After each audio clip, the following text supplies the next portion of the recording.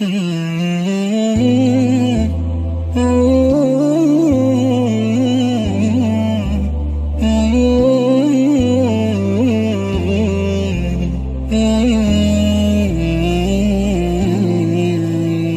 مسعود خداوند از او راضی باشد می فرماید: شنیدم که رسول خدا درود بر او فرمودند: کسانی که زمان برپا شدن قیامت زنده مانده اند از بدترین انسان ها هستند. حدیث بخاری، کتاب فتنه ها، ظهور فتنه ها، باب 2.